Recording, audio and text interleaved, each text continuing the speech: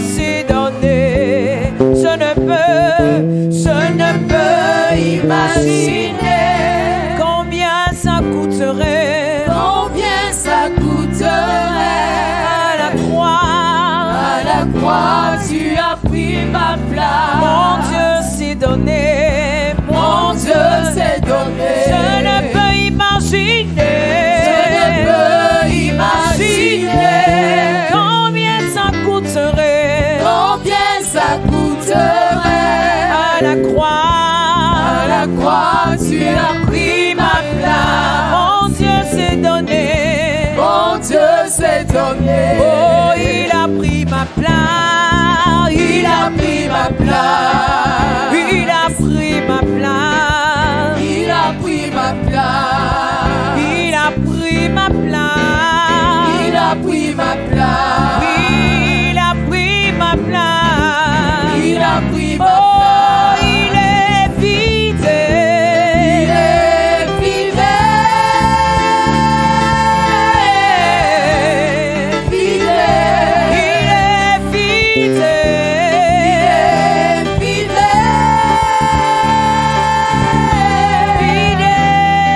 Oh, mon Jésus. Mon Jésus est fidèle. Jésus est fidèle. Jésus est fidèle. Jésus est fidèle. Jésus est fidèle. Fidèle. Jésus est fidèle. Il est fidèle. Il est fidèle. Proclamons sa fidélité dans sa présence ce soir. Fidèle. Il est fidèle.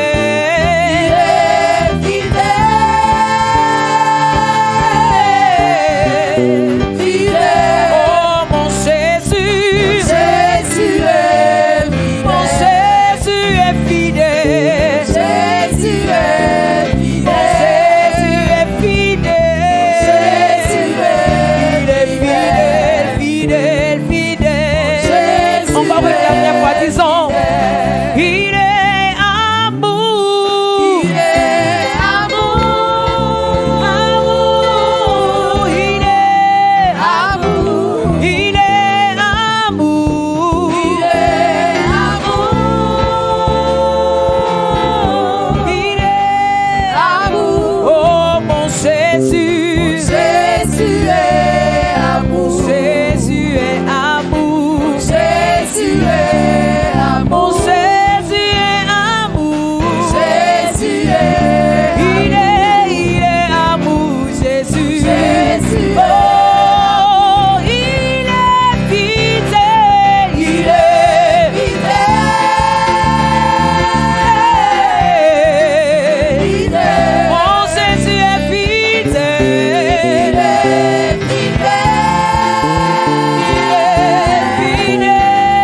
Fidèle. Oui, mon Jésus, mon Jésus est Jésus est fidèle. Jésus est fidèle. Jésus est fidèle. Jésus est fidèle. Jésus est fidèle. Jésus est fidèle.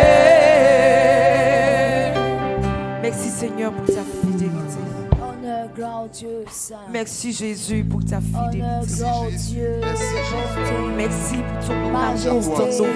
Honneur, Nous apprécions gloire à sa Seigneur majesté. ce jour de nos vies Seigneur. C'est le vent, Dieu. Merci, Ton trône est Jésus. élevé au-dessus de tout trône. C'est le vent, le nom Nous de élevons ton Dieu. Saint-Nom. Merci Jésus.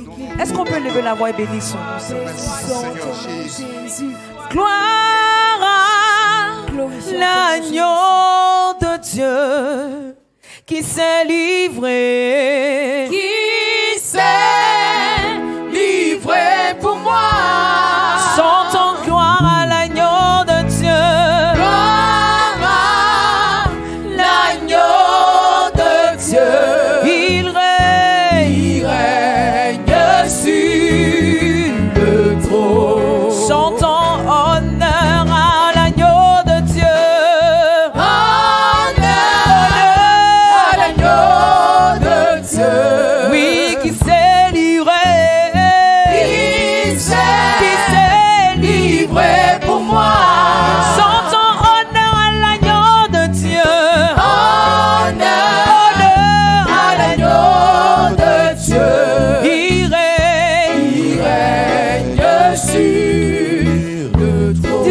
ensemble. Jésus est l'agneau de Dieu. Jésus est l'agneau de Dieu. Qui s'est livré pour moi. Jésus est l'agneau de Dieu. Jésus est l'agneau de Dieu. Il règne sur le trône. Oh, louange, louange à l'agneau de Dieu. Louange à l'agneau de Dieu. À l'agneau de Dieu qui s'est livré pour moi. Louange à l'agneau de Dieu. Reconnaissons ce sacrifice et bénissons son nom. Oh, il règne sur le trône. Chantons gloire, gloire, gloire à l'agneau de Dieu. Gloire à l'agneau de Dieu. À l'agneau de Dieu. Il s'est livré pour moi. Crions gloire à l'agneau de Dieu. Gloire à l'agneau de Dieu. Oh, il règne sur le trône. Jésus est l'agneau de Dieu. Jésus est l'agneau de Dieu. Il est l'agneau de Dieu. Il s'est livré pour moi. Jésus est l'agneau de Dieu. Jésus est l'agneau de Dieu. Il règne sur. Crions louange, louange, louange à l'agneau de Dieu. Louange à l'agneau de Dieu. À l'agneau de Dieu. Il s'est livré pour moi. Il s'est livré pour toi et moi. Oh, louange à l'agneau de Dieu. Il règne sur le trône. Père, nous te rendons grâce au nom de Jésus de Nazareth. Merci encore pour cette soirée. Merci pour cette première semaine. Nous te bénissons de ce que tu es avec nous, Seigneur, et que tu agrées notre parfum de ce jour. Au nom de Jésus de Nazareth. Merci de couvrir, Seigneur, ce temps par ton esprit de connaissance, de révélation et de bénédiction. Fais-nous grâce au nom de Jésus. Amen. Acclamons très fort le Seigneur et asseyons-nous dans sa présence, s'il vous plaît.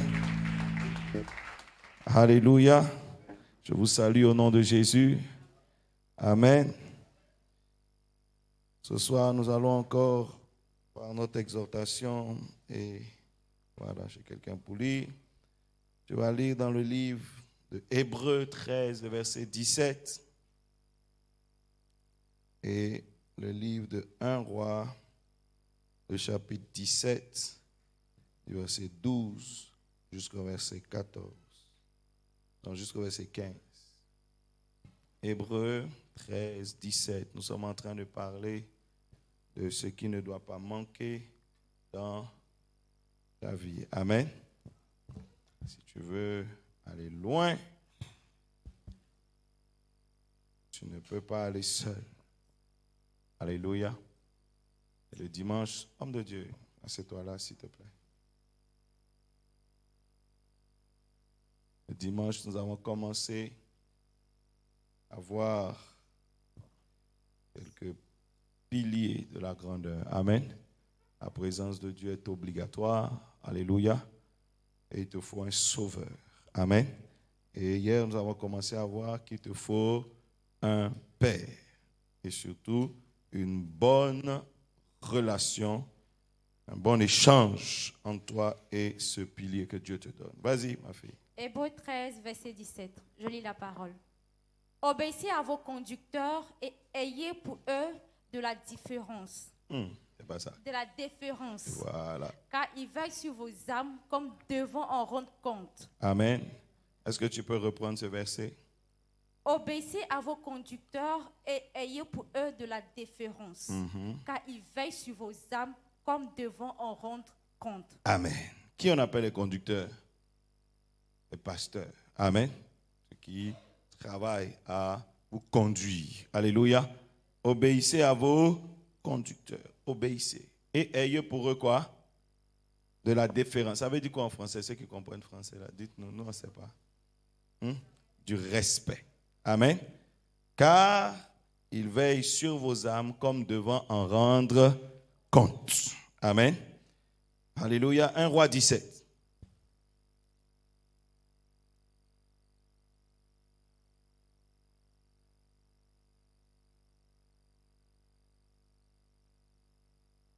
Trouvé?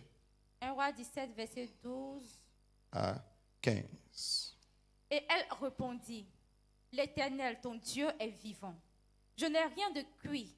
Je n'ai qu'une poignée de farine dans un pot et un peu d'huile dans une cruche. Et voici, je ramasse 2 morceaux de bois. Puis je rentrerai et je préparerai cela pour moi et mon fils. Nous mangerons, après quoi nous mourrons. Élie lui dit, ne crains point, rentre, fais comme tu l'as dit. Seulement, prépare-moi d'abord avec cela un petit gâteau et tu me l'apporteras. Tu en feras ensuite pour toi et pour ton fils. Prépare-moi d'abord. Quelqu'un dit d'abord. Et il a dit quoi? Prépare-moi d'abord quoi? Un petit gâteau et tu me l'apporteras. Et il dit quoi maintenant? Ensuite. Pour toi, et ensuite tu feras ensuite pour toi et pour ton fils. Car ainsi parle l'Éternel, le Dieu d'Israël. La farine qui est dans le pot ne manquera point, et l'huile qui est dans la cruche ne diminuera point, jusqu'au jour où l'Éternel fera tomber de la pluie sur la face du sol. Alléluia. Amen. Lisons le verset 9 ensemble. Lis le verset 7 jusqu'à 9. Je vais le lire après, mais on va le lire en même temps. Mais au bout d'un certain temps, le torrent fut à sec, car il n'était point tombé de pluie dans le pays. Alors la parole de l'Éternel lui fut adressée en ces mots. Lève-toi, va à Sarepta, qui appartient à Sidon, et demeure là. Voici, j'ai ordonné à une femme veuve de te nourrir. J'ai fait quoi? J'ai ordonné. Quand on donne un ordre, tu dois faire quoi? Obéir. J'ai ordonné à une femme comment? Veuve de te nourrir. Amen. Amen. Élie était nourri auparavant par qui? Par un corbeau. Alléluia. Assieds-toi, s'il te plaît. Amen.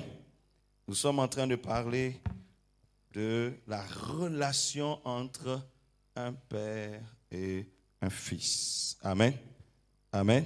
Voici un pilier. Vous devez avoir une bonne relation avec Dieu, mais ça ne suffit pas pour réussir. Il te faut avoir quoi? Une bonne relation également avec un père. Amen. Amen. Et Hébreux 17 ici, Hébreux 13 précise le type de relation. Il dit obéissez à vos conducteurs. Obéissez. Amen. Et ayez pour eux de la déférence, du respect. Donc voilà le genre de relation qui doit exister. Donc ton conducteur là, il ne doit jamais avoir l'impression que tu lui manques de respect. Amen.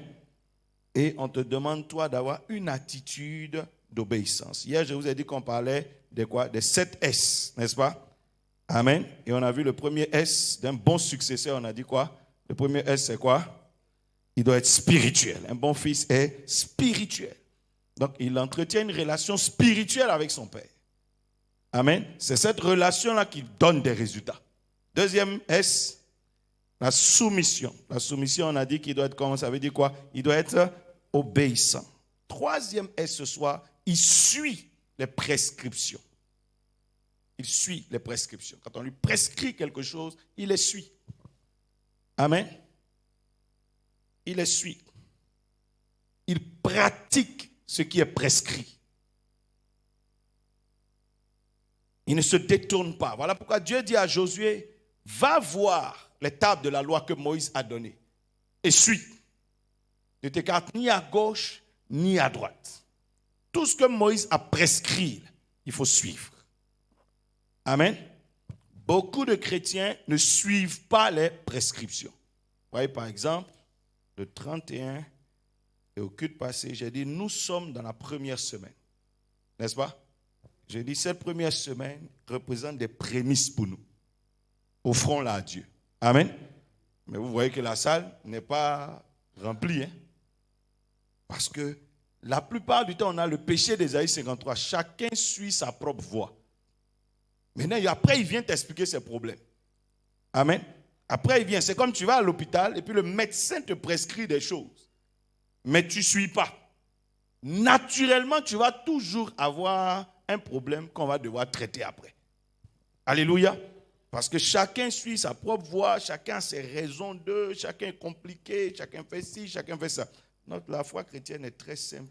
Quand je regarde quelquefois nos frères les musulmans et que je vois qu'ils doivent se lever souvent à 4 heures du matin et qu'ils doivent se rendre à la mosquée et puis qu'ils font ça. Mais que pour prier, ils doivent s'arrêter souvent sous le soleil et puis cogner leur front par terre. Et ils le font. J'ai vu nos voisins, quand on était aux 2 plateaux, à 4 heures du matin, lors de leur période de truc, le père se levait avec ses enfants de 4 ans et 5 ans. Les enfants ont sommeil, mais ils sont assis, ils sont arrêtés là pour la prière. Vous comprenez ce que je suis en train de dire? J'étais encore au lycée, on était en première C, on devait souvent avoir des devoirs de physique. C'est compliqué, il faut bien manger. Mais quand ça tombe dans leur période de jeûne, ils ne mangent rien à midi. Et puis ils viennent faire le devoir l'après-midi.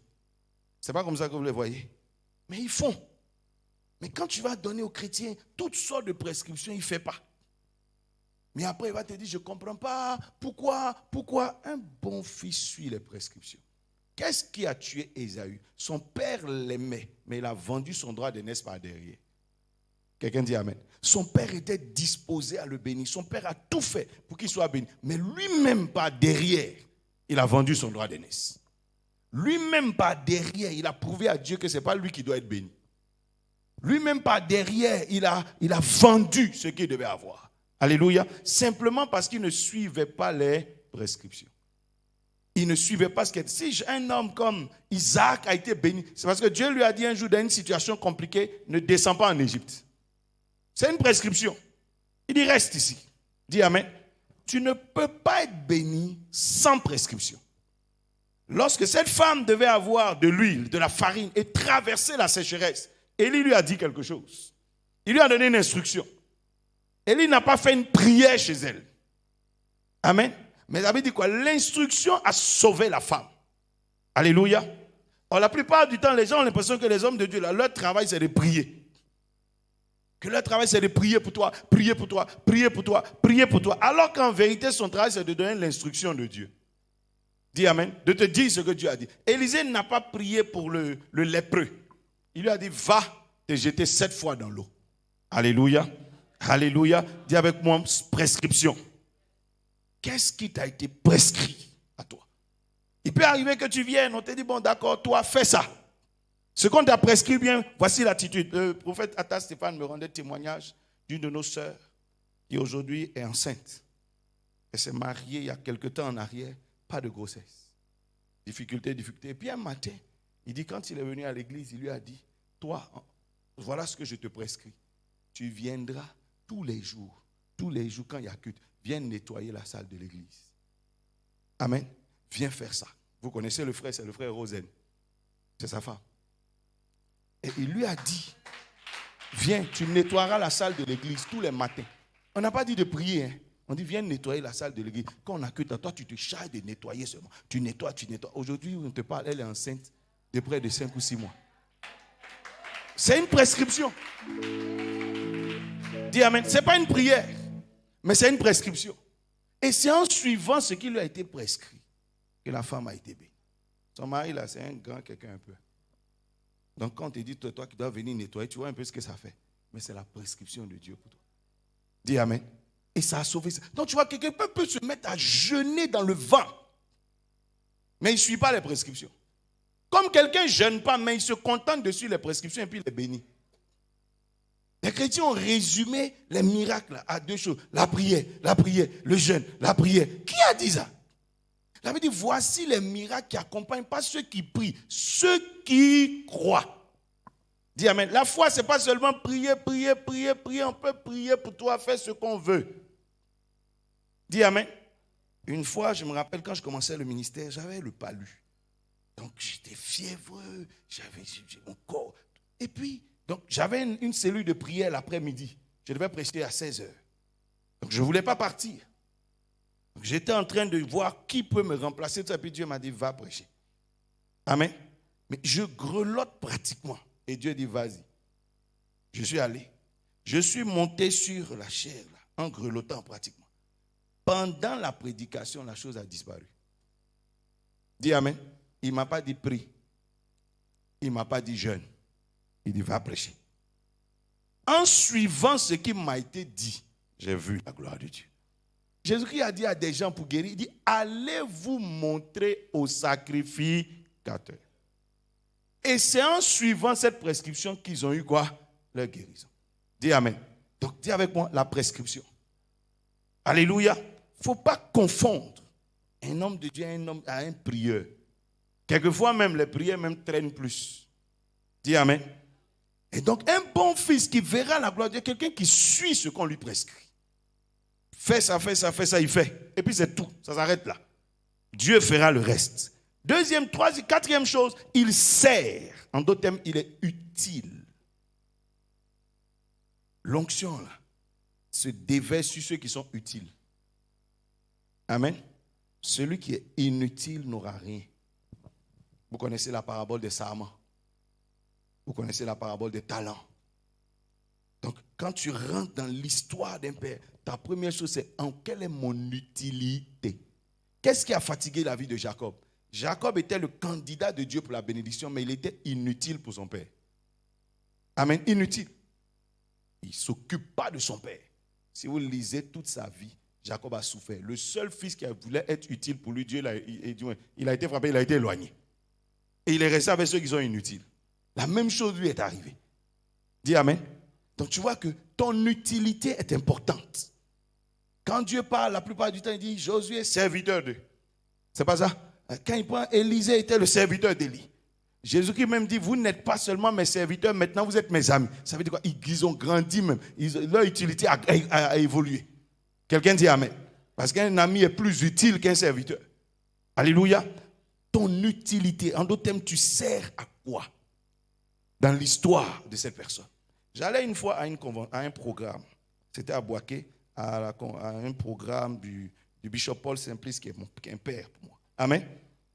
Il m'invite au programme. Il m'a moins invité. Mais moi, je ne vais pas comme un invité. Je suis son fils spirituel. Je ne peux pas débarquer là-bas, moi seul, je m'assois. Quelle sera mon utilité dans ce programme? Amen. Parce que je ne pars pas chez un étranger. Je ne peux pas venir chez quelqu'un que j'appelle mon père. Là, et puis je viens moi seul comme un invité. Je sers à quoi dans le programme? J'ai fait quoi? J'ai contacté un certain nombre de pasteurs à Abidjan. J'ai payé le transport de d'autres. J'ai payé la chambre d'hôtel de d'autres. J'ai payé les repas dans tout ce qui était restauration de d'autres. Pourquoi? Pour que moi aussi je participe au succès de ce programme. Pas parce que j'ai beaucoup d'argent, je n'ai pas beaucoup d'argent, mais parce que c'est le principe établi par Dieu. Dis amen. Alors que la plupart du temps, tu vois pas que quand tu viens à un programme de ton père, tu te débrouilles, toi tu viens t'asseoir. Et tu as fait quoi pour le succès du programme? Après maintenant tu t'arrêtes, tu dis, il n'y a personne. Mais les gens viendront comment? Je ne sais pas si tu comprends ce que je veux dire. Est-ce que Moïse peut être en même temps sur la montagne et dans la vallée? Il faut bien quelqu'un qui est dans la vallée, c'est son Josué. Il ne peut pas être en même temps en train de gérer la partie prière et puis c'est lui qui court sur le terrain. Ce n'est pas possible. Dis amen. Dis avec moi l'utilité. Tu vois, la plupart du temps, l'un des problèmes des fils spirituels, c'est qu'ils ne servent pas à grand-chose. Ils sont des spectateurs. Et si ça marche, ils te félicitent. Si ça ne marche pas, il te dit que ça n'a pas marché. Tu n'es pas là pour faire des constats. Je partais, vous m'avez vu, j'ai servi à un moment donné sous le pasteur, vous vous rappelez. Je pars à son programme. Je soulevais toutes mes églises pour pratiquer. Qui était là à cette époque-là? J'invitais tout le monde. Allez, donc finissait le culte à quelle heure? À midi 13h. S'il faut donner du pain à des gens, je leur donne. S'il faut donner le transport, et nous tous on se retrouve à son programme. Parce que je ne peux pas partir à un programme de mon père spirituel comme un invité. Dis amen. C'est pas à moi de faire ça. Jésus, là, c'est le Fils de Dieu. Il regardait l'œuvre de Dieu et il voit que ça ne marche pas. Qu'est-ce qu'il a fait? Il dit, fais-moi un corps. Donc, il n'avait pas de corps. Mais il dit, fais-moi un corps. Parce que je ne peux pas regarder l'œuvre de mon Père. Là. Ça ne bouge pas et puis je suis assis là. Je tourne et puis demain, je vais faire des conseils. Il dit, fais-moi un corps pour que je serve. La Bible dit que Jésus-Christ est venu pour servir. Quelqu'un dit amen. Regarde ton voisin, dis-lui, tu sers à quoi dans le développement de l'église? Alors, est-ce que quelqu'un commence à me comprendre? Dis amen. C'est facile de dire, oh c'est mon père, c'est mon père, c'est mon père. Vraiment lui là c'est mon père, c'est un bon père. Et toi tu es le fils de qui? Une fois je me rappelle, quelqu'un est venu me trouver. Un homme de Dieu est venu me trouver, papa, je vais être ton fils spirituel. J'ai dit, ah bon, d'après toi, je vais t'apporter quoi? Et puis il a cité beaucoup de choses. Maintenant, et toi, tu seras utile en quoi dans ma vie? Il dit, je n'y ai pas pensé. J'ai dit, mais c'est à ça qu'il fallait penser d'abord. Dis amen. Dis amen. Et ce n'est que celui, Dieu, quand vous regardez la Bible, Dieu n'a jamais béni un fils inutile. La Bible dit, les autres frères de Joseph rapportaient, mais Joseph rapportait à son père, n'est-ce pas, les mauvais propos. Donc il était utile. C'est lui seul qui a été élevé dans sa génération. Ce n'est pas un hasard. Ce n'est pas parce que c'est le plus intelligent, mais c'est parce que c'est celui qui est dans la bonne disposition. C'est sur lui que l'onction va couler. C'est sur lui que la grâce va couler. Regardez, même Ésaü était quelqu'un que Dieu avait rejeté. Mais est-ce qu'Ésaü n'a pas prospéré à Canaan? Parce qu'Ésaü était le seul utile à son père. Jacob était inutile. Lui, il veut l'onction pour aller faire ses mariages, ses prospérités. Dieu lui a dit à un moment, retourne dans la terre de tes pères. Retourne. Dis amen. Donc, il y a ceux-là, des fils qui veulent profiter de l'onction. Bénis-moi et puis moi, je m'en vais avec. Bénis-moi et moi je vais faire mes affaires avec. C'est ce que Jacob était. Il prend la bénédiction, maintenant il s'en fait ses affaires de moutons, il s'en se marier, il s'en fait ceci. Dieu l'a fatigué en route. Dis amen. Chaque jour il revient avec un mauvais résultat. Ah, ça n'a pas marché. Ah, papa, c'est bizarre. Ah, papa, c'est ceci. Ah, papa, c'est cela. Mais parce que tes gains sont utiles en quoi? Il y a un ange qui va te casser la hanche. Il y a un ange qui va briser ce que tu es en train de faire. Ce n'est pas un démon, c'est un ange. Dis amen. Qui va casser ce que tu es en train de faire à cause du fait que tu es inutile. Est-ce que je parle à quelqu'un? Quelqu'un dit amen. Dis-moi, quelle est ton utilité? Alléluia. Ce sont des principes spirituels, tu ne peux pas échapper à ça. Pourquoi Dieu parlait? Quand Dieu parlait à Abraham, la Bible dit, Abraham a dit à Dieu, qu'Ismaël vive. Et Dieu lui a dit, non, c'est de Sarah que te naîtra un fils qui t'est propre. Ça veut dire quoi? Ton fils qui te sera utile, c'est celui-là. Dis amen. L'autre là, il va profiter de toi. N'est-ce pas? Vous voyez qu'à un moment donné, lorsque Abraham met sa vision en place, il met son fils au monde, etc., il y a eu un grand miracle de Dieu. Une vieille femme a accouché. La Bible dit, Ismaël riait, se moquait de ces choses. Et Abraham l'a regardé, Abraham dit, dehors. Dieu est en train d'accomplir avec moi ce même pourquoi Dieu m'a appelé. Et toi, au lieu de participer, au contraire, tu ris. Amen. Donc, je vois que tu es inutile dans cette affaire. Il a chassé. On dit, donne une goutte d'eau. Il dit, va-t'en. Et il a rencontré quoi? Des anges, mais du désert. Amen. Pas les anges de Canaan, mais les anges du désert. Dit quoi? On te bénira selon le désert. Alléluia. Dis avec moi ton utilité. Dis amen. 5e S, il prend soin. La Bible dit, Isaac était aveugle. Et il dit à son fils, prends tes armes. Prends ton carquois. Vas-y. Moi, je vois plus clair. Je suis vieux. Mais prends-toi tes armes, tes moyens que tu as. Et va me trouver un animal pour que moi, je mange. Amen. En d'autres termes, il prend soin. Qu'est-ce que Dieu dit à Élie? Va à Sarepta. J'ai ordonné au cœur d'une veuve de faire quoi? De prendre soin de toi. Ça veut dire que quand Dieu t'envoie un serviteur de Dieu, c'est pour que tu fasses quoi? Est-ce qu'il a dit, je t'envoie pour que tu pries pour elle? Non. Chaque fois que Dieu t'envoie un homme de Dieu, c'est pour que tu prennes soin de lui. C'est dans cette activité, cette tâche que se trouve ton miracle. Alors que beaucoup de nous, on a l'impression que Dieu nous envoie un serviteur de Dieu pour prier pour nous. La Bible dit, la Sunamite prenait soin d'Élisée. C'est en prenant soin d'Élisée que finalement Élisée va lui dire, que puis-je faire pour toi? Elle n'avait même pas l'intention elle n'avait même pas de requête. Elle ne demandait rien. Abraham lui-même, quand Dieu rentre chez lui, pourquoi est-ce que Dieu lui donne le miracle? Abraham a pris soin de Dieu et des anges.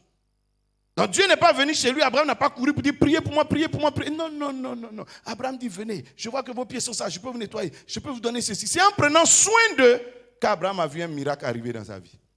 Quelqu'un dit amen. Mais vous voyez qu'aujourd'hui, on a un système qui est un peu renversé au niveau spirituel.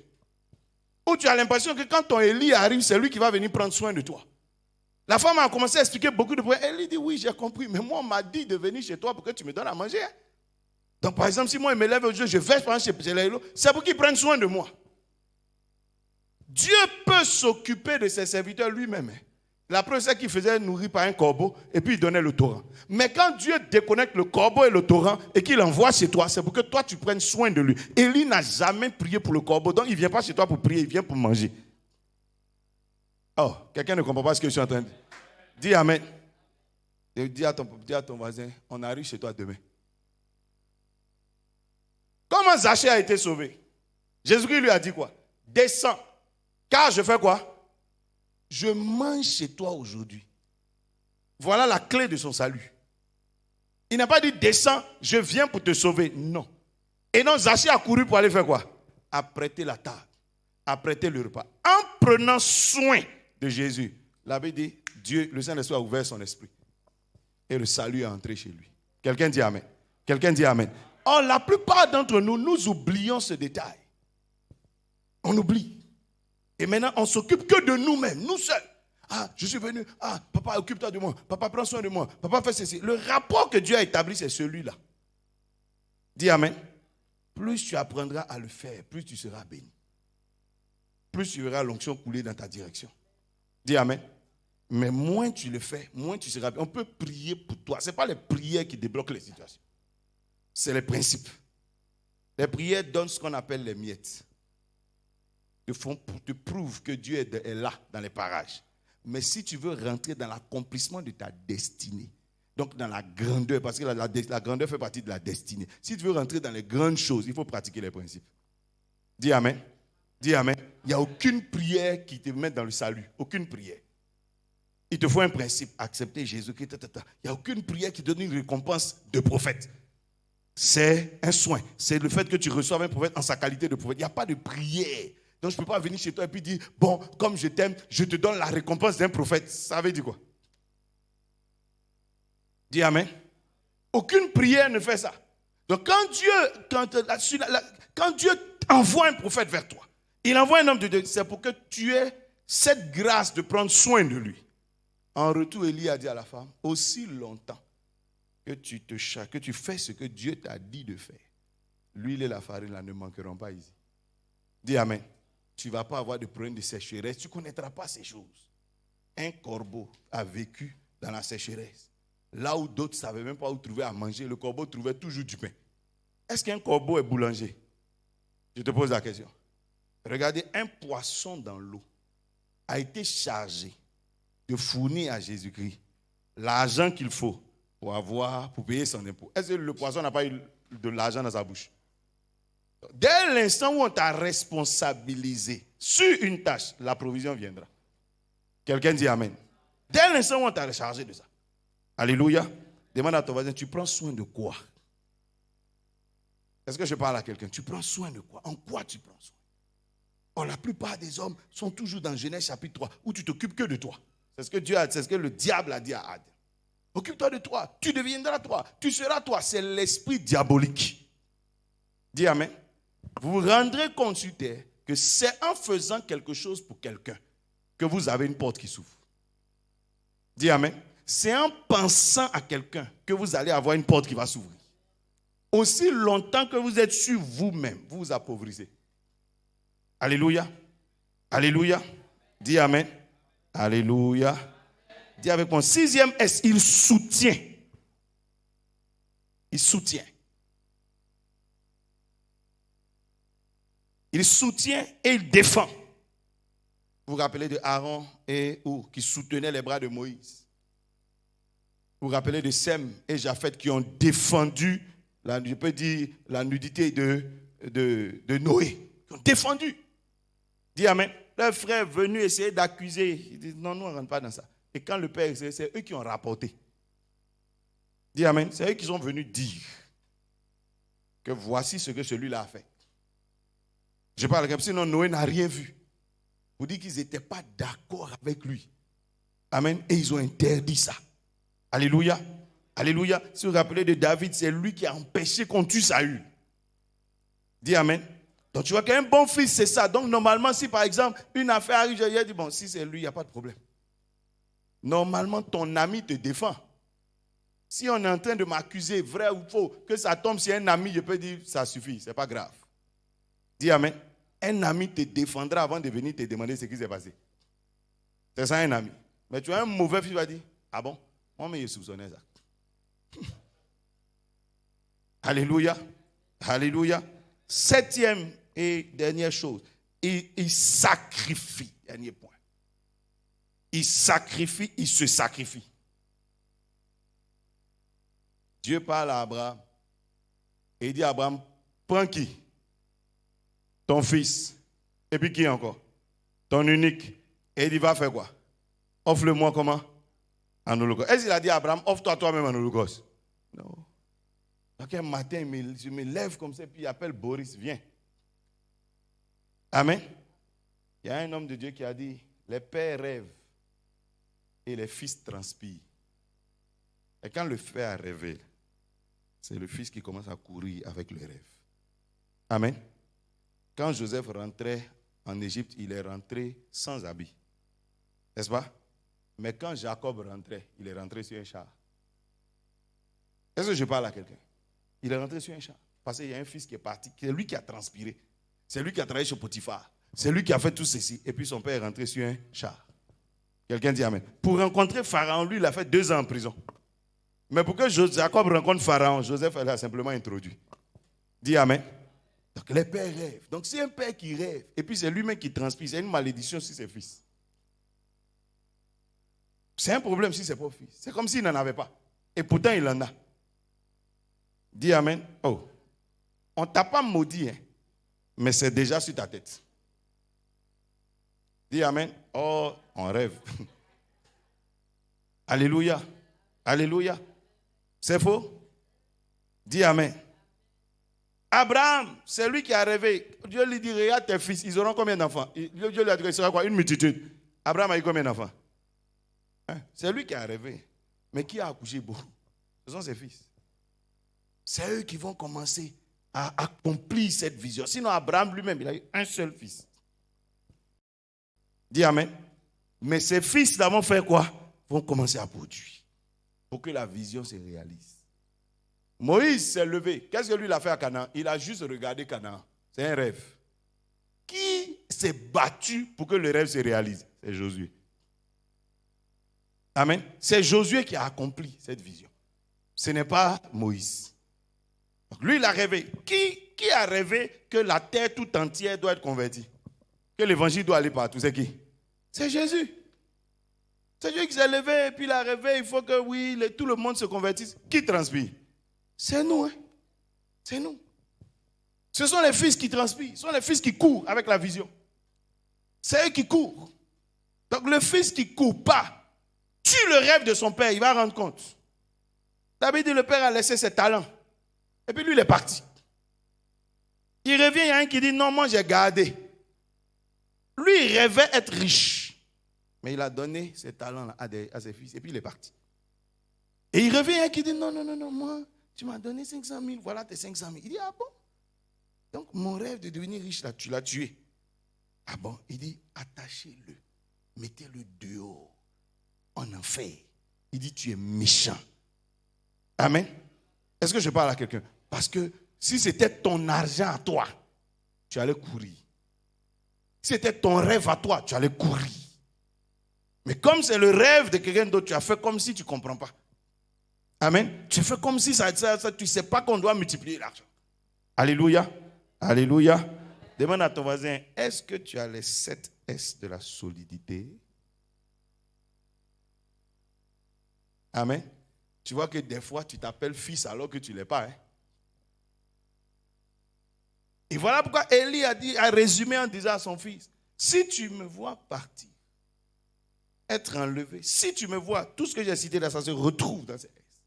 Il dit, si tu as toutes ces qualités-là, tu recevras. Mais si tu ne les as pas, ça ne viendra pas. Amen. Ça ne viendra pas. Il dit, je n'ai pas besoin de prier pour toi. Je n'ai pas besoin de jeûner pour toi. Je n'ai pas besoin de t'imposer les mains. Si tu as ces qualités, il dit, ça coulera sur toi. Sans que je ne prie, sans que je prophétise, sans que je ne mette l'huile sur toi, rien du tout. Il dit, tu vas te rendre compte que moi, je serai parti et la chose sera sur toi. Dis Amen. Sans qu'on ne vienne prier pour toi. Alléluia. Pourquoi Abraham a dû prier longtemps pour que Lot soit sauvé? Parce que Lot, c'est un faux fils. C'est le mauvais fils qui exige beaucoup de prières. Lui, là, pour qu'il y ait une petite chose dans ça, il faut prier longtemps. Oh Seigneur, oh, c'est parce qu'il ne mérite rien. Amen. Donc tout n'est que prier pour que il y ait juste une petite chose. Mais le bon fils est héritier. L'héritage, on ne discute pas. C'est ton droit. Quelqu'un dit Amen. Quelqu'un dit Amen. Je vais terminer en te parlant de quelque chose concernant les pères.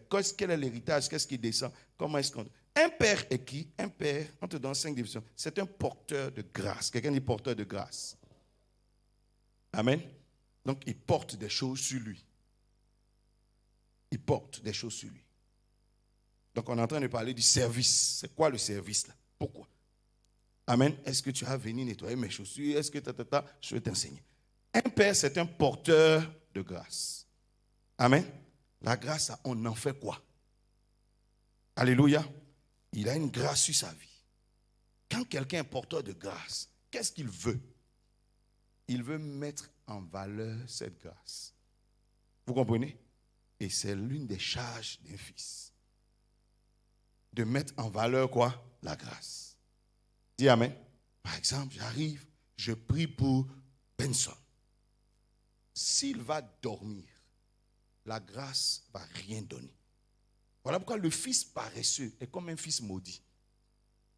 Quand vous regardez Samuel a déversé la grâce royale sur Saül. C'est fini où? Dans l'humiliation devant Goliath. Amen. Parce que c'est un mauvais fils qui porte. Goliath maintenant insulte Israël. Comme s'il n'y avait rien en Israël. Goliath insulte Israël. Pourquoi? Parce que son fils là est un mauvais porteur. Tu lui as confié la grâce pour qu'il aille la mettre en valeur. Mais il n'est pas parti. Il n'a pas réussi. Amen. Donc du coup, on se moque. Parce qu'on a eu un fils négligent, un fils paresseux, un fils désobéissant, etc. Dis Amen. Mais quand David arrive, lui aussi porteur de la même grâce, la Bible dit la honte disparaît. Donc un bon fils permettra à la grâce de son fils qui est sur la vie de son père d'être mise en valeur. Mais un mauvais fils, par son attitude, son comportement, va dévaluer la grâce. On aura l'impression qu'il n'y a pas de grâce. Amen. Le mauvais fils qui part et qui vend son droit d'aînesse, qui se comporte mal, quand il revient, les résultats sont toujours mauvais. Et donc, si quelqu'un le regarde, quelqu'un dira, toi, tu n'as pas dit que tu es le fils d'eux. Mais va voir par derrière, il vend tous ses droits, soit par paresse, soit par négligence, soit par désobéissance. Il ne prie pas, il ne met pas la chose en valeur. Amen. Quand Samuel se regarde, après avoir oint Saül, Samuel ne fait que pleurer. Il ne fait que pleurer, que pleurer, que pleurer. Parce que sa grâce, ça ne donne rien. Alors que Samuel, c'est quelqu'un, la Bible dit, aucune de ses paroles ne tombe en terre.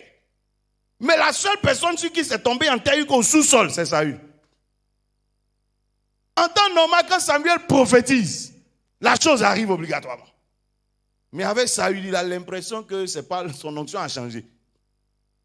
Il s'arrête, il parle à Saül. Saül fait ce qu'il veut. Il fait comme Saül fait ce qu'il veut. Donc finalement, ça dévalue la grâce qui est sur sa vie.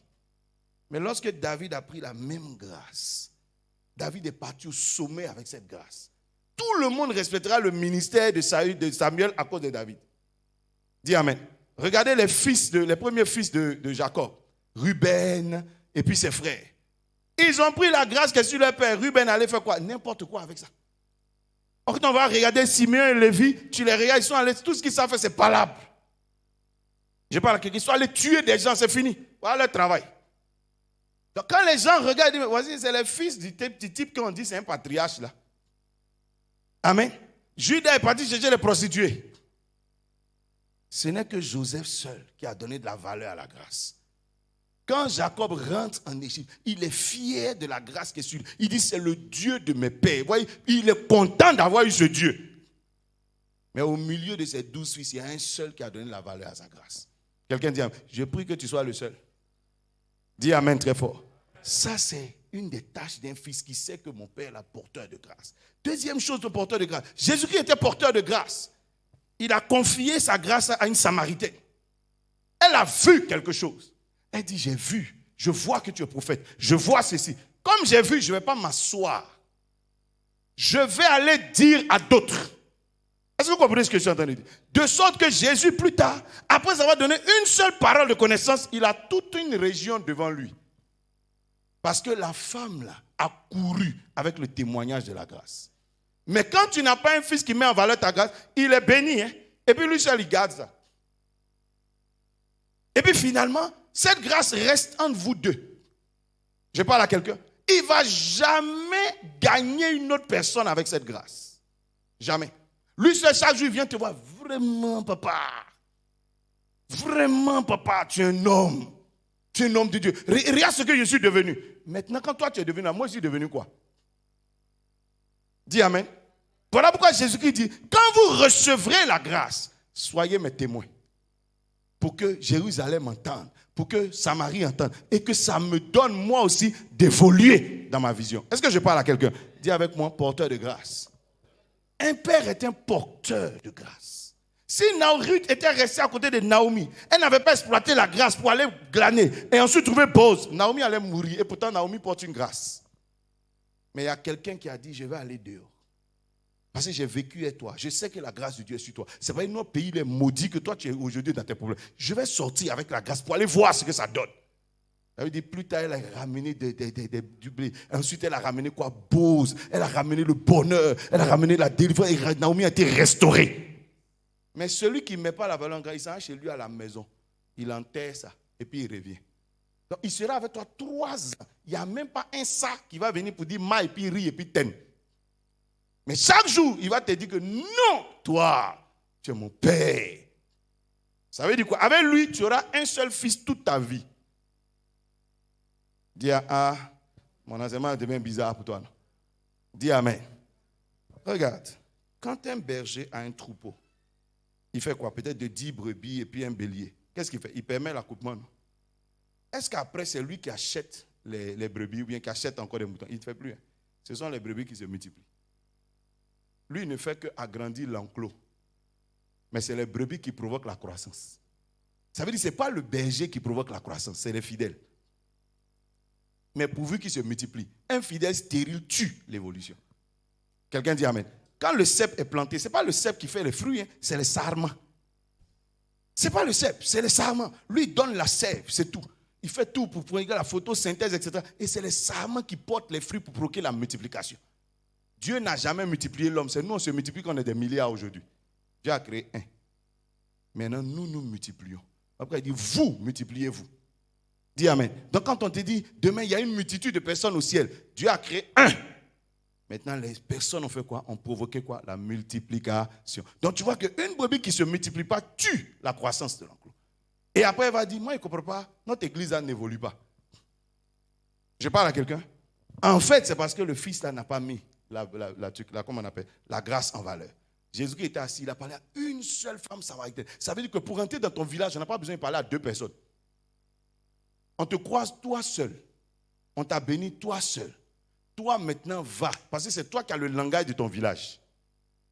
C'est toi qui connais ton village. Jésus-Christ, c'est pas comment parler aux Samaritains. Mais la Samaritaine la sait. Comment on parle aux Samaritains? Moi, je sais comment parler à ma famille pour que ma famille vienne. Dis amen. Ah, réponds-moi. Alléluia. Demande à ton voisin, on est entré où chez toi? Si c'était Jésus, la Bible dit, quand Jésus-Christ est monté sur la montagne de transfiguration, un moment donné, il a été transfiguré, non? Qu'est-ce que Pierre a dit? Pierre dit quoi? Restons ici. Voilà les brebis qui ne se multiplient pas. Elles restent. C'était la Samaritaine là. Elle n'était pas une Samaritaine qui se multipliait. Qu'est-ce qu'elle allait faire? Elle a dit à Jésus, moi, il reste ici. Avec toi. Mais la Bible dit quoi? On a directement mis nu et puis on dit écoutez-le. On n'a pas dit restez avec lui, on dit écoutez. En écoutant, Jésus te dira va. Quand Pierre écoute Jésus-Christ dit quoi? Ce que tu as vu là, va rendre témoignage aux extrémités de la terre. Quelqu'un dit amen très fort. Quelqu'un dit amen très fort. Donc ce que j'ai vu, je ne reste pas dedans. Mais je fais quoi? Je vais rendre témoignage. De sorte à ce que cette semence que j'ai reçue porte un fruit, 2 fruits, 3 fruits, 4 fruits, 5 fruits. Dis à ton voisin, depuis que le bishop est une bénédiction pour toi, tu as béni son ministère combien d'âmes? Quelqu'un dit ça commence à aller un peu. On dirait que si je continue, vous n'allez plus venir à l'église. Quelqu'un dit amen. Dis amen très fort. Dis à ton voisin, porteur, dis à ton voisin, fais croître la grâce. Fais bouger la grâce. Mais moi, je me suis rendu compte que quand vous regardez un film et que ça vous plaît, vous en faites la publicité. Et tous vos amis regardent. Quand vous regardez, quand vous allez manger dans un coin et puis ça vous a plu, vous en faites la publicité. C'est faux? Et puis tout le monde va là-bas. C'est pas ça? Même quand vous achetez un médicament traditionnel dans un car, on ne connaît pas la constitution. Et ça là, il est pris. Hein?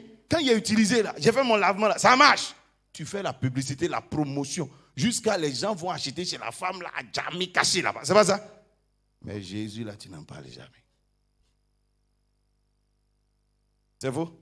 Tu n'en parles jamais. Tu te lèves toi seul. Quand tu vois tes voisins, bonjour voisin, tu vas où? J'aimerais quelque part. C'est pas ça? Jamais tu ne sais comment rendre témoignage. Quand on va te dire Jésus, là tu as dit tu as honte. Mais tu n'as pas honte de dire à quelqu'un, tu vas te purger. Tu n'as pas dit, tu n'as pas honte. Hein? Tu n'as pas dit de dire honte à quelqu'un, petit ça, tu vas faire canigba. Tu dis là, tu n'as pas honte. Et tu prends ça, tu fais comme ça, mais ça gêne un peu. Mais ça, tu n'as pas honte. Hein?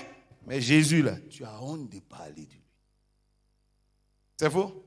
J'ai vu des gens souvent dans des cars, quand on voyait dans les cars, les gens sont en train de faire publicité d'hémorroïdes et puis tout ça. C'est pas ça? Il parle, puis tu vois, les gens achètent. C'est pas ça? Mais tu verras que personne n'a envie de parler de Jésus, ni de ce que Dieu fait dans sa vie. Souvent, même quand toi-même tu n'as pas eu un témoignage, si tu parles de ce que Dieu a fait dans la vie de quelqu'un, de ton église, il y a quelqu'un qui va venir.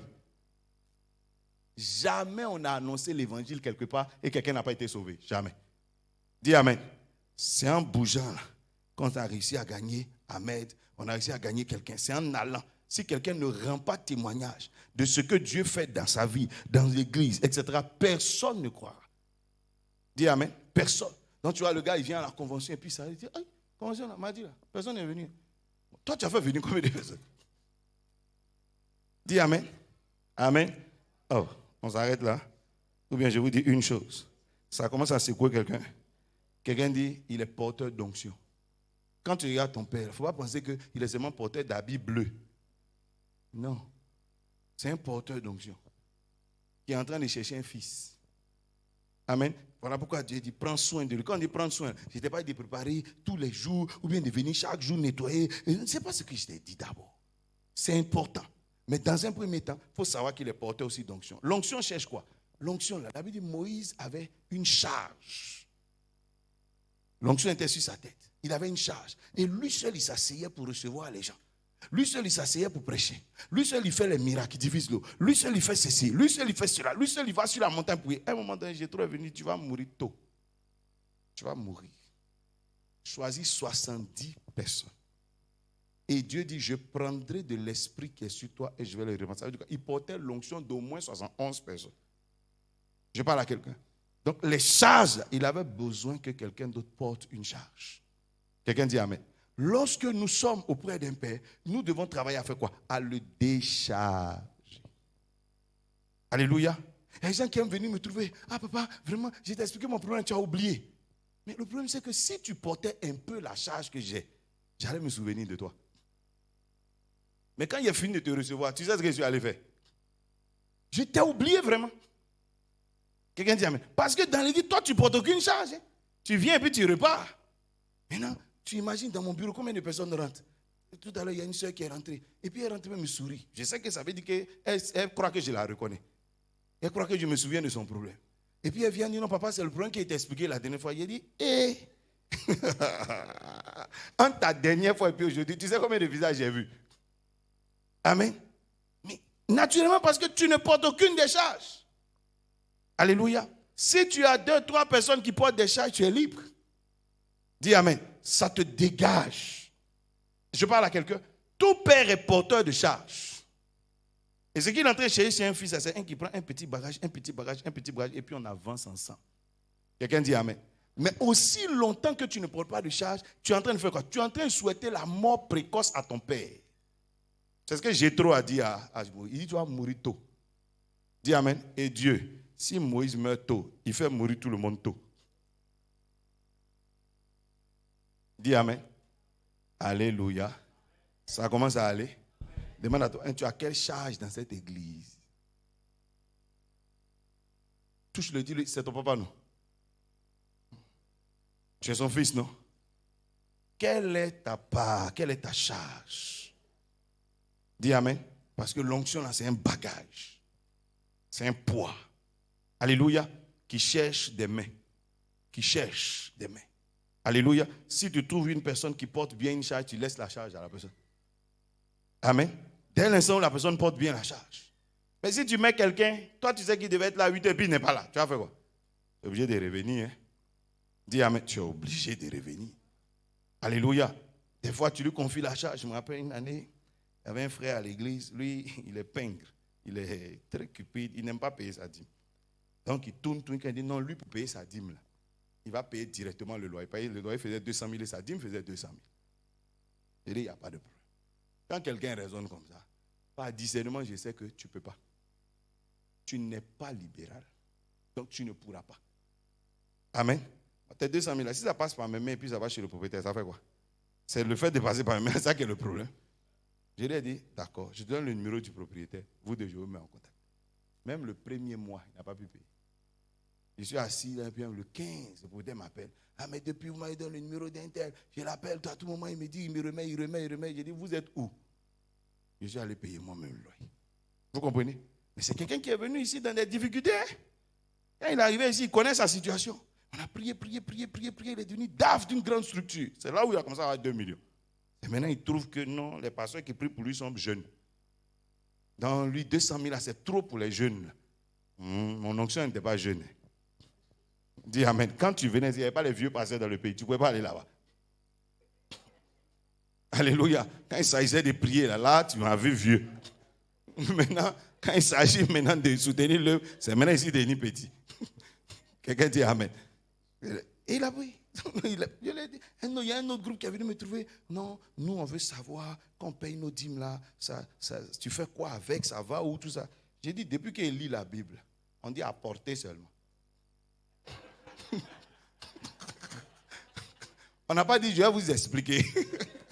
Donc le verset qui explique, il n'est pas encore trouvé. Est-ce que je suis allé voler chez toi? Garde, est-ce qu'on t'a appelé? Tu es libre de garder, garde ta chose. Dis amen. Avant que toi tu viennes, nous on ne faisait pas le visite. Alléluia. Donc moi seul sur terre, il n'est qu'un pasteur qui explique. Même ce que Dieu n'a pas pu expliquer. Il a dit, quand tu envoies là, la Bible dit, envoie pour qu'on mange. C'est écrit pour qu'il y ait à manger. Il dit, ah bon? J'ai dit, aïe, tu ne lis pas ce qui est écrit. Que tu lis là, tu ne vois pas ce qui est écrit. Et tu vas nous voir grossir là, c'est-à-dire mon mange. Tu faut partir. Amen. Alléluia. Alléluia. Est-ce que je parle à quelqu'un? Quelqu'un dit porteur d'onction. Tout père est porteur d'onction et toute onction est une charge qui cherche quelqu'un qui porte une charge. Dis amen. Dis amen. Quelle est ta charge? Troisième, c'est un porteur de vision. Donc quand tu dis je sers là, il est porteur de vision. Amen. Tout père. Et toute vision a besoin de quoi? Vous connaissez le mot. Celui qui a la vision, si tu as la vision, Dieu fera quoi? Ah, vous connaissez le mot, la provision. Maintenant, quand il s'agit de ça, vous avez oublié. Amen. Toute vision a besoin de quoi? Provision. Alléluia. Et la provision vient des filles. Jésus qui a dit quoi? Allez détacher l'âne. J'en ai besoin pour la vision. Amen. Isaac, on a besoin de ta vie. Tu seras l'Holocauste. Oh, toi, va tuer un animal. Viens avec lui, on en a besoin. Pierre, va pêcher un poisson. Tu trouveras un statut dans sa bouche. On a besoin de l'argent là pour payer quoi? Des impôts. C'est le travail de qui? C'est le travail de Pierre. Hein?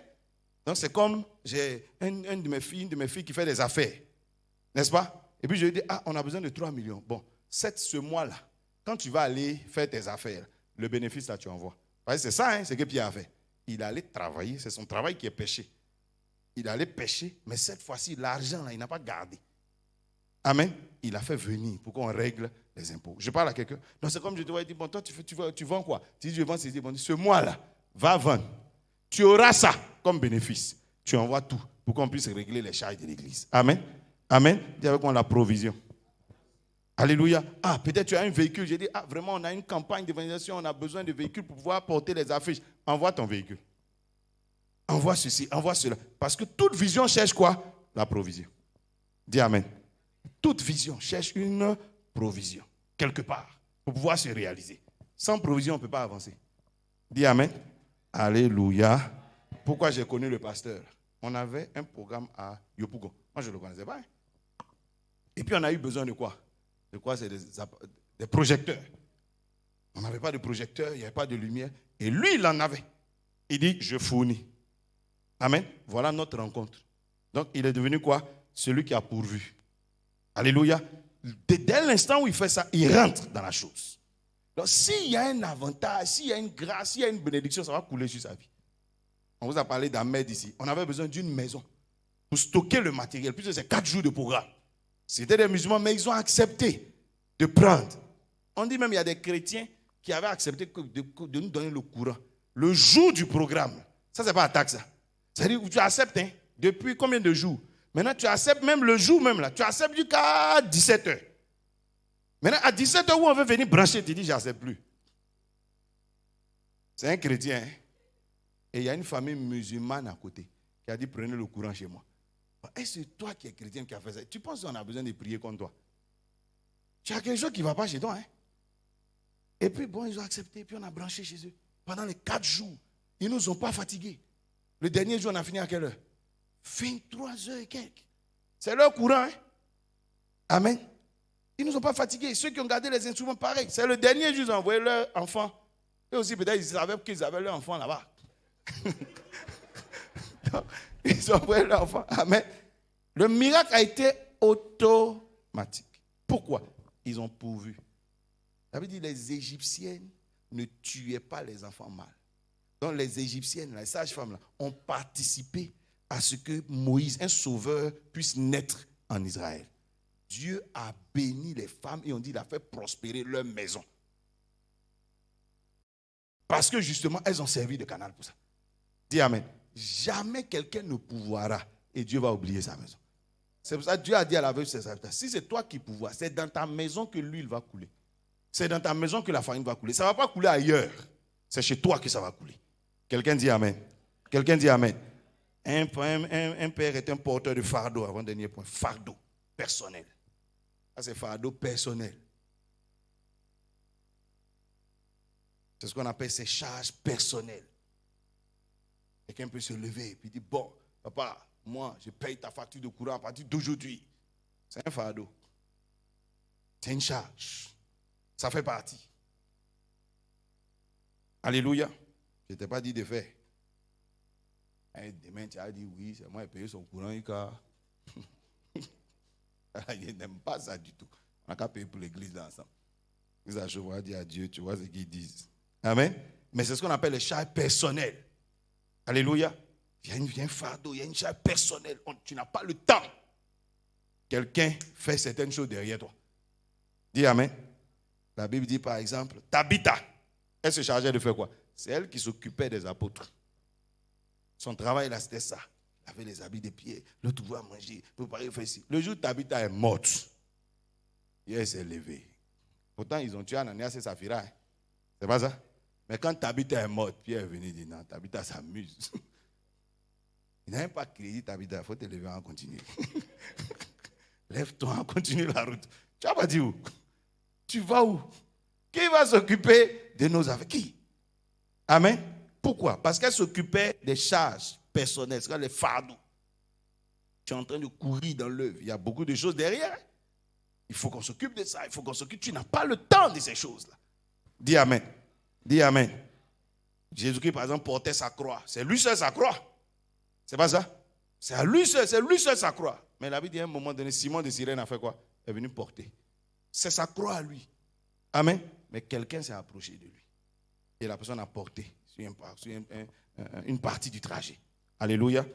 Dernière chose. Un père est un porteur d'incapacité. Il n'y a aucun homme qui a toutes les capacités.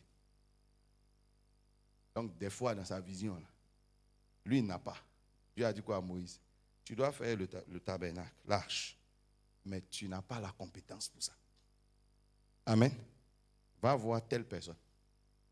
Je lui ai donné tout ce qu'il faut comme talent et don pour travailler tous les métaux. Donc, quand tu arrives, des fois, tu regardes le ministère, là, tu regardes l'église. Là. Quand tu vois les parties qui ne marchent pas, c'est parce que je ne suis pas capable. C'est tout. Dis Amen. Il n'y a pas quelqu'un qui maîtrise tout. Il n'y a pas. Donc, quand tu vois qu'il y a une chose qui manque, on pouvait faire mieux. C'est que toi, tu as la capacité. Tu sais comment on fait. Amen. C'est normal. Il ne faut pas t'arrêter pour dire non, ici, là, vraiment. C'est ce qu'on sait faire, on a fait. Hein? Dis Amen. Si toi, tu sais que tu peux mieux faire, c'est que le don est chez toi. Et Moïse a appelé celui qui savait travailler tout ce qui était métaux. Et c'est lui qui a mis en place l'arche. Amen. Tout père a ses insuffisances, ses incapacités, ses imperfections, ses faiblesses. Ce sera porté par un fils. Amen. Donc quand tu vas voir dans certaines églises, certaines choses bien, certains ministères, certaines choses, ce n'est pas le pasteur forcément. Hein. Il y a quelqu'un qui fait ça. Il y a quelqu'un qui s'est organisé. Il y a quelqu'un qui sait faire ça. Amen. Qui s'est mis là. Et qui a commencé à travailler. Alléluia. Et la chose a commencé à bouger. Dis Amen. Les choses ont commencé à avancer. Mais tu ne t'arrêtes pas pour juger quand le don est chez toi. Dis Amen. Tu as besoin, c'est toi seul qui sais ce que tu sais faire. Tu es le seul. Si tu ne viens pas, qui va t'appeler? Est-ce que moi, il sait?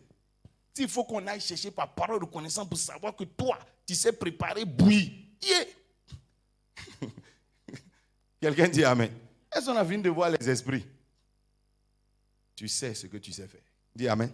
Il n'y a pas une structure, il n'y a pas un homme. Quand tu vois le directeur de n'importe quelle structure, c'est parce qu'il n'a pas toutes les compétences qu'il a déjà autour de lui. Amen. Et quelqu'un fait ça, quelqu'un ajoute ceci, c'est un avantage de t'avoir. Dis Amen. Une fois, je suis rentré dans une église aux États-Unis. J'ai un ami, lui, il est prophète. Et je suis allé dans son église, je me suis rendu compte que l'église manquait de certains enseignements. Parce que je voyais un peu le comportement des fils spirituels, le comportement des fidèles. C'est un prophète. Donc j'ai compris tout de suite son problème. Il veut quelque chose. Il ne comprend pas pourquoi, mais il n'a pas l'enseignement pour ça. Il n'a pas. Amen. Il devait voyager, il m'a confié l'église, il a mis un thème pour un séminaire. C'était un thème encore de prophète. Je l'ai regardé, puis je lui ai dit, bon, j'ai compris, mais moi je vais enseigner sur telle autre chose. Amen. Parce que j'ai vu qu'il y a un besoin dans l'église. Et j'ai enseigné pendant près de 2 semaines. Quand il est revenu, lui-même me demande, mais Bishop, tu as fait quoi dans mon église? Pour que mes enfants là changent comme ça en 2 semaines. Regarde comment ils sont devenus bien. Je parle à quelqu'un. Il ne m'avait pas demandé. Mais j'ai vu. Une fois, j'ai enseigné à une école de ministère. On m'a invité, je suis parti. Et puis, j'ai vu tous les cours. Je devais donner 2 cours. Selon le pasteur qui m'a invité, il m'a donné 2 cours. J'ai regardé les cours, c'était des cours classiques. Amen. Que tout le monde pouvait donner, d'autant plus qu'on te donne même les livres. Par contre, moi, j'ai quelque chose en moi qui peut aider son ministère. Amen. Que lui, c'est pas. Je lui ai dit, je vais donner un des cours là, par loyauté, pour suivre ce programme. Et puis, tu vas me permettre de donner un cours moi-même. Amen. Je pense que ce sera une bénédiction pour l'école. Alléluia. Est-ce qu'il m'a demandé? Il ne m'a pas demandé. Mais je sais ce que je sais faire. Dis Amen. Donc, moi, je peux voir, par exemple, je ne sais pas moi, comment tu t'appelles, maman? Maman Faye. Je peux la voir, il dit, hey, chante. Mais pendant que moi je te dis de chanter là, tu sais qu'en plus de la chanson là, tu as quelque chose d'autre que tu sais faire. Moi je ne vais pas deviner. Hein? Dis Amen. Donc moi je te mets là que toi tu sais, maintenant pendant que tu es en train de chanter, tu regardes les auteurs, tu dis, s'il était auteur, il allait arranger ça. Oh Seigneur béni. Vraiment, s'il était commando, flamme de feu, moi il allait allumer le feu là. Oh Seigneur béni. Est-ce que vous comprenez ce que je chante? Pourtant tu sais hein, que tu sais faire. Je parle à quelqu'un, tu sais ça. Amen. Tu as ça en toi. Nous, on ne sait pas. Alléluia. Nous, on ne sait rien. Et j'ai donné le cours que j'avais à donner. Je me rappelle quand je devais donner le premier cours, il était un peu peur parce que bon, il m'a même dit, je te dis même pas c'est quoi. Fais-moi confiance. Donc au lieu de 2 heures, il m'a donné 1 heure le premier jour parce qu'il voulait tester le cours. Quand j'ai fini, il m'a donné 2 heures plus 2 les autres fois. Et ça a béni l'école. C'est devenu un de leurs cours, ils ont enregistré. Amen. Donc tu vois que quelque part, je sais que je sais faire. Ce n'est pas toi. Toi, souvent, quand tu arrives, tu expliques tes problèmes. Là. Ce que tu expliques le plus souvent, ce qu'on te dit, ce n'est pas la même chose. Mais entre ce que toi, tu dis et puis ce qu'on va te dire, je sais que je maîtrise ta situation. Quelqu'un dit Amen. Je ne vais pas attendre. Dès l'instant où tu sais que tu sais faire une chose, n'attends pas qu'on vienne te demander. Et si on ne te demande jamais, tu penses dans ta tête que tu seras un jour au ciel, et puis on va te demander, mais toi, tu savais faire ça, pourquoi tu n'as pas fait? Puis tu vas t'arrêter devant Jésus pour dire, ils ne m'ont jamais demandé. Peut-être c'est ça que tu es en train de parler. Sinon, moi, j'étais là. Il faut demander à ma voisine qui est à côté de moi. Toujours, je lui disais, et si on me donnait l'espace pour décorer, ça allait être plus joli que les ballons là. Mais ils ne m'ont jamais demandé. Ils sont dans leur église là. Ils voient les gens. Ils ne leur posent même pas de questions pour savoir même ce qu'ils savent faire. Ils sont là, eux seuls, ballon rouge. D'accord, je suis assis là. J'attendais un Seigneur, sinon mon cœur était bien disposé. Je connais la réponse de ces gens là. Jésus est arrivé un jour comme ça devant un figuier. Le figuier là croyait que comme c'est Jésus qui a créé les saisons, et Jésus est au courant que ça, ce n'est pas la saison des figues. Jésus-Christ va le laisser vivre. Jésus est arrivé. Où sont les figues? Il a arrêté quand il dit Ça veut dire, ce n'est pas la période. Reviens dans 3 mois. Il dit j'ai compris. C'est toi qui vas m'enseigner les saisons. Il dit tu es maudit. Plus personne ne mangera ton fruit, ni dans la saison des figues, ni dans la saison des... Jusqu'à aujourd'hui, nous tous on se demande ce que le figuier a fait. On se demande, hein? C'est pas ça. Donc tu vois que si ce figuier-là, quand il s'agissait des fruits, on ne lui a pas pardonné, c'est pas toi. Amen, c'est pas toi. Tout ce que tu vas expliquer, ça ne marche pas. Hein? Quand vous lisez les Écritures, il n'y a pas d'explication quand il s'agit de travail. Tout ce que tu vas raconter là, il n'y a pas quelqu'un qui a bouche comme Jésus. Tout ce que tu vas dire là, il a quelque chose à te répondre. Dis Amen. Donc, ne cherche même pas d'explication. Au ciel, c'est des obligations de résultats. Ça a été difficile, mais il faut donner ton résultat. Dis Amen. Il regarde la mer, il voit que le vent est contraire, il voit qu'il fait nuit et puis il te dit passe de l'autre côté. Il te met sur l'eau, le vent est fort. Et puis lui, il voit que le vent est fort et puis il te demande pourquoi tu as eu peur. Quand tu vois Dieu qui te pose des questions, est-ce qu'il peut te comprendre? Pourtant, il voit. Hein? On n'a pas dit non, Pierre tremblant seul. On dit voyant quoi? Que le vent était comment? C'est précisé que le vent était fort. Jésus sent ça. Mais pourquoi il demande à Pierre, pourquoi as-tu douté? Pourquoi? Imaginez-vous, vous êtes en train de fuir pour aller quelque part, et puis un coup vous tombez sur la mer.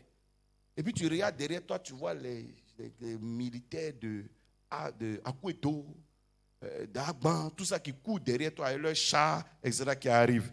Tu vas faire quoi? Tu ne vas pas crier. Même si on te tue, tu ne vas pas crier. Et puis Dieu descend.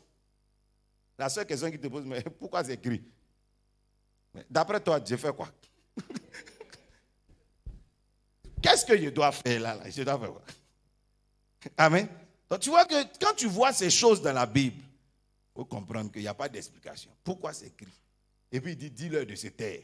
Et même ils sont forts, c'est pour ça qu'ils se sont tués. Sinon, quand ils voient mes fidèles qui sont ici, là, il y a certains qui voient, ils n'allaient jamais se taire.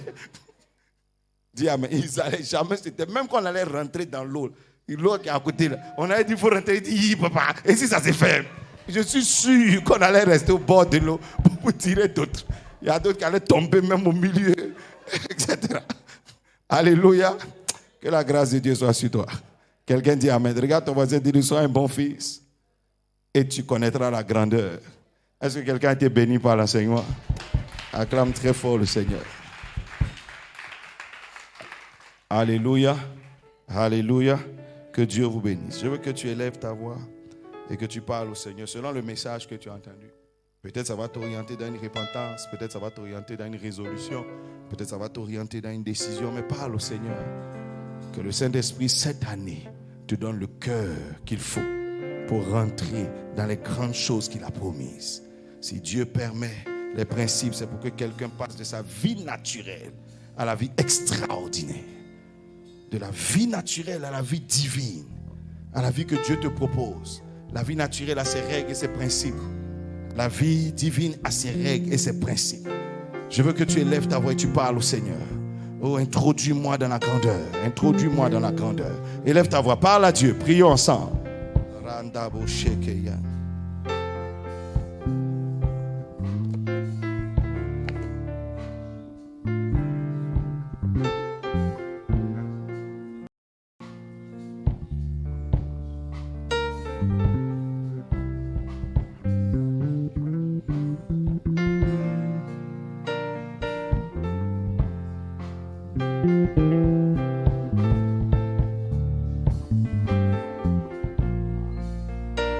Je ne veux pas être ailleurs que dans tes bras, d'amour. Parlons à Dieu.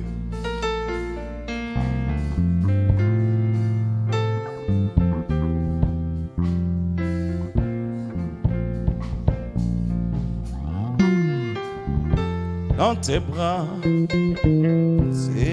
d'amour.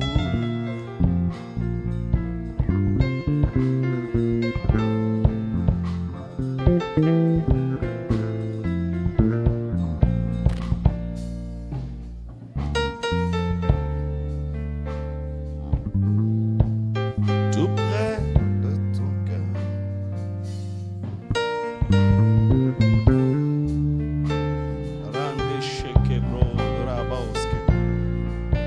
Et tu comprendras que tout ça, ce sont les qualités du Fils de Dieu. David dit, car Dieu nous a donné Jésus pour qu'il soit le premier né d'entre les morts. Et nous sommes tous à l'image de ce Fils. C'est exactement ce que Christ est pour son Père et c'est ce que nous devenons pour Dieu. En servant Moïse, Josué a appris à servir Dieu. En servant Élie, Élisée a appris à servir Dieu.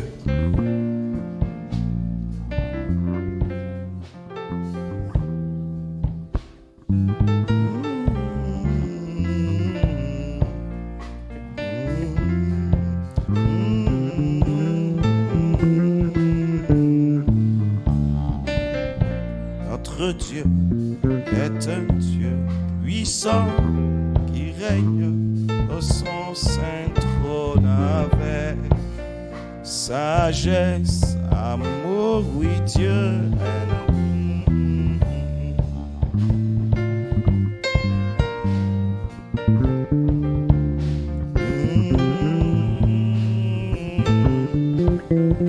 oui tu règnes, oh Jésus.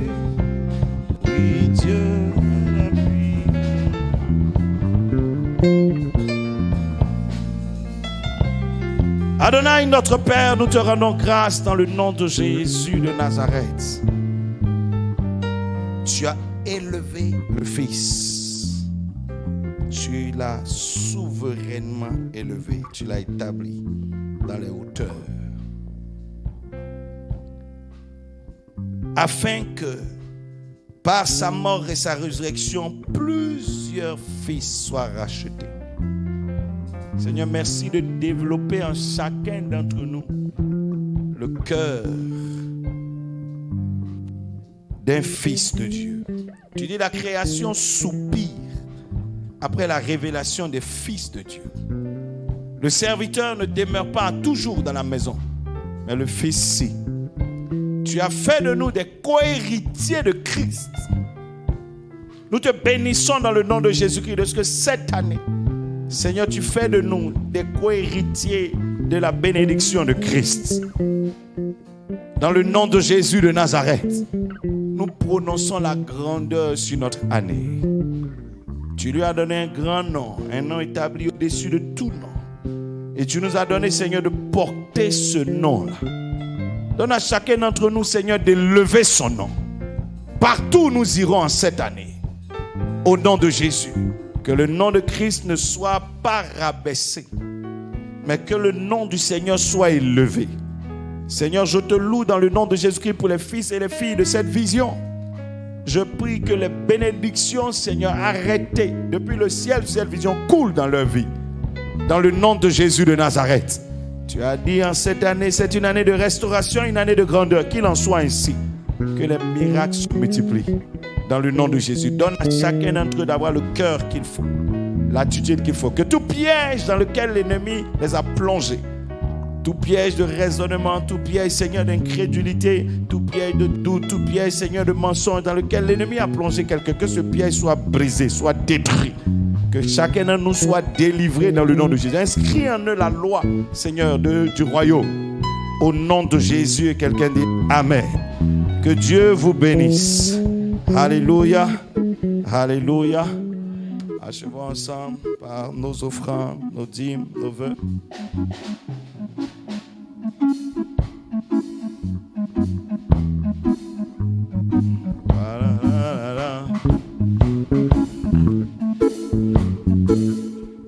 Venons nos offrandes, nos bonnes offrandes de ce jour.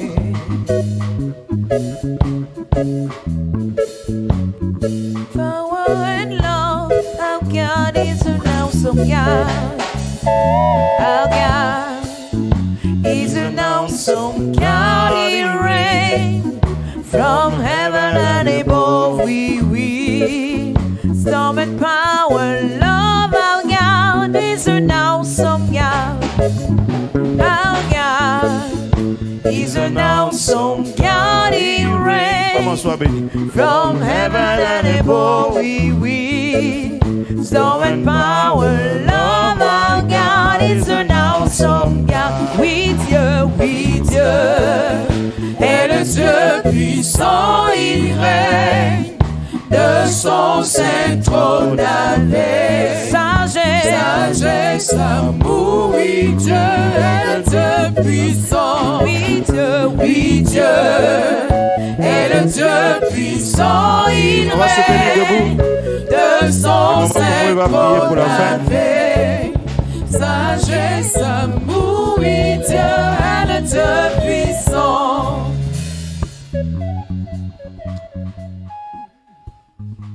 Nous sommes bénis en toi, Seigneur. Merci, Seigneur, pour cet enseignement que tu nous as donné au travers de ton serviteur. Nous croyons, Seigneur, que tu transformes nos cœurs et tu nous donnes un esprit de supériorité pour entrer, Seigneur, dans la grandeur. Merci de ce que ce soit encore tes anges nous accompagnent et que le nom du Seigneur soit glorifié dans nos vies au nom de Jésus. Amen. Vous êtes bénis.